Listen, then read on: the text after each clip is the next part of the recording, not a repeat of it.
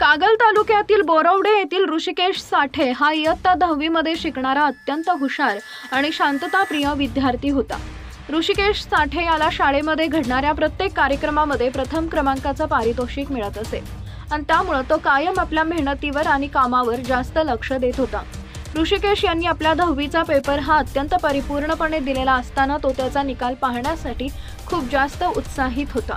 दुपारी 1 वाजला आणि ऋषिकेश याने आपला निकाल पाहण्यासाठी मोबाईल हातात घेतला आणि त्यानंतर थोड्याच वेळात त्याच्या तोंडातून जो काही भयंकर प्रकार घडला ते ऐकून तुमच्याही अंगावर अक्षरशः काटा येईल।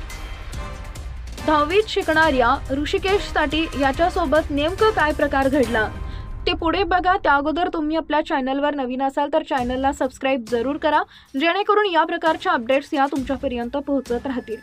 कागल तालुक्यातील बोरवडे येथील ऋषिकेश साठे वयवर्ष 16 हा इयत्ता 10वी मध्ये शिकणारा ऋषिकेश अत्यंत मनमिळावू आणि होतकरू विद्यार्थी होता। ऋषिकेश यांनी आपला 10वीचा पेपर हा अत्यंत परिपूर्णपणे दिलेला असताना तो त्याचा निकाल पाहण्यासाठी खूप जास्त उत्साही होता। दुपारी 1 वाजला आणि ऋषिकेश याने आपला निकाल पाहण्यासाठी मोबाईल हातात घेतला आणि त्यानंतर ऋषिकेश साठे याने दुपारी ऑनलाईन निकाल पाहिला।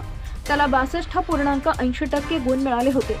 ऋषिकेशाला आपल्या अपेक्षेपेक्षा खूप जास्त कमी गुण मिळाल्यामुळे तो अत्यंत नाराज झाला।